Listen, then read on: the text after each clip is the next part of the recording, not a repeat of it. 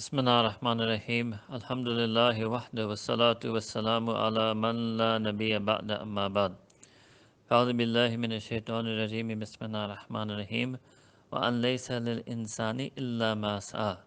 Sadaqallahu al-azim. Allahumma salli wa sallim wa barak ala Sayyidina Muhammadin wa ala alihi.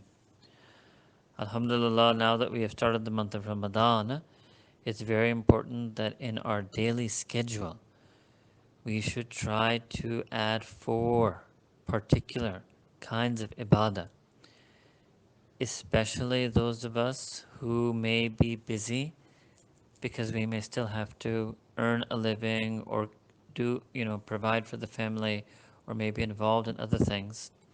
And super especially for those of us who may be spending a lot of time, alhamdulillah, in Ramadan, listening to different talks, taking different durus, studying different courses, and super especially for those of us who may be a teacher, instructor, da'i, doing dawah in this month of Ramadan. It's very important that we must take out time in the month of Ramadan to do some of our own ibadah.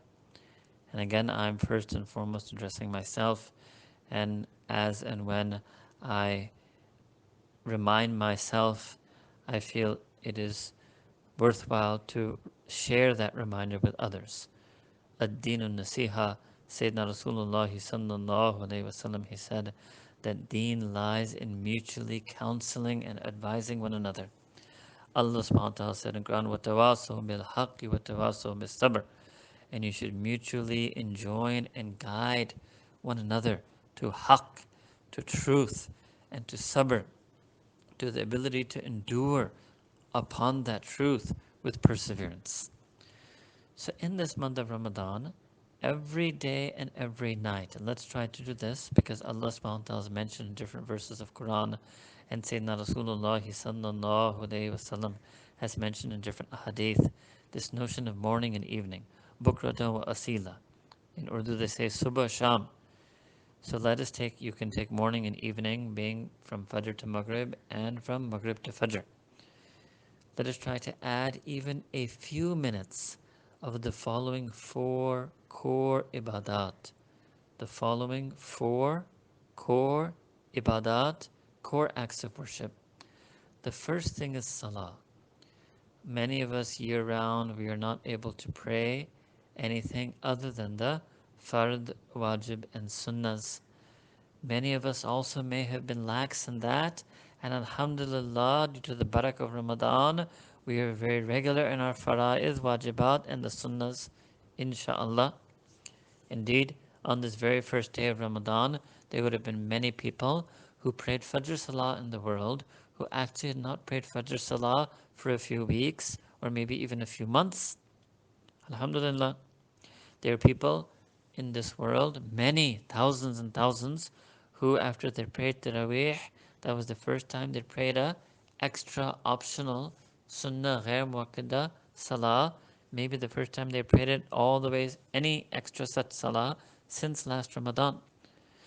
So the first core ibadah that we should try to pray every day, some extra Salah. May just be 2 rakats nafil, maybe Salatul Hajjah, could be pray 2 rakats and make dua of Sayyid al-Istighfar. You can consider that a Salat Tawbah. Maybe it's 4 extra rakats before the Fard of Asr. Maybe it's 6 extra rakats after the Fard of Maghrib. Maybe it's any rakats prayed in the night. Maybe it's some extra rakats prayed in the last third of the night at the time of suhoor. Maybe it's some extra rakats prayed after sunrise, Salatul Ishraq, or when we wake up in the morning, Salatul Duha. Maybe it's some longer rakats known as Salatul Tasbih. But every morning and every evening, if nothing else, 2 nafil rakats.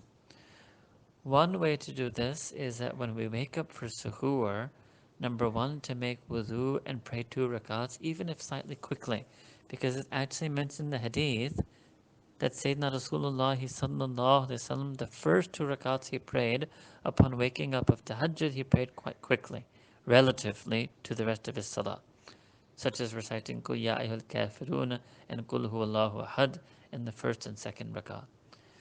Now, many of us, due to physical reasons, often have to make wudu after we eat suhoor, because many of us, when we eat, it stimulates some type of, let's say, action of breaking wudu immediately or shortly thereafter. So a mistake some people make who have this, let's say, physical mm, situation is that they think that, okay, I'll just have to make wudu after suhoor for Fajr Salah, and therefore they don't try to pray Tahajjud Salah at that time. So this is a special month, the month of Ramadan, and this is a time when we should try a bit harder because we will gain a lot more. So yes, we may have to make people like that may have to make two wudu. One when they wake up. The benefit of that is the first thing they can do is pray two rakats. So at least they prayed some extra prayer. They prayed tahajjud. They got the reward of making an extra wudu. They've got a reward of standing an extra salah to Allah Ta'ala. All of these things are part of sabr, part of himma. Help us to go against the nafs. Second, then they will eat their food of suhoor in a state of wudu. Third, they will make the du'as that they make in a state of wudu. And it may be that after the time for suhoor ends and the Fajr Adhan starts, they may have to make wudu again. They may have to break and make. This is my own lingo, break and make. They may have to break their wudu and then make the wudu again for Fajr Salah. No problem. The second option is to pray when you wake up in the morning. If you go to sleep after praying Fajr Salah, when you wake up, then the first thing is to make wudu and pray 2 rakat Salah. And mashallah, at night there's so many possibilities after Maghrib, after Isha, after Taraweeh, before sleeping. But we should pray some extra salah. Try, if not, okay, morning and evening, at least once in 24 hours, in every single page of the day and night of Ramadan, the date of Ramadan, in our book of deeds, there should be at least one extra salah. This is a very important thing.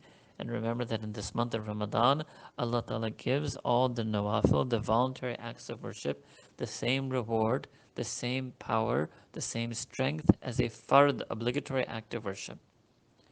So the first core ibadah is salah. The second core ibadah is tilawah. Tilawah, recitation of Quran al-Karim. In every 24 hours of Ramadan, we must, insha'Allah, try to recite Quran al-Karim. Ideally, we recite one juz, 1/30th a day. Even more ideally, we can recite more than that a day. At the bare minimum, we should recite something and push ourselves to recite more. So that feeling of striving for Allah subhanahu wa ta'ala. So it's not, other things in life we do and then we stop. So we eat and then as soon as we don't feel like we want to eat anymore, we stop. Mujahada means that you open the Quran al-Kareem. Striving means that you open Quran al-Kareem, you start reading, start reciting, and you don't stop immediately when you get tired. You push yourself a little to recite a little more. Maybe that a little more is just a minute more, but that pushing oneself, striving, exerting for the sake of Allah Ta'ala, that is sabr, that is mujahada, and that is something we need to try to do in this month of Ramadan. So the first core ibadah is salah, the second core ibadah is tilawah.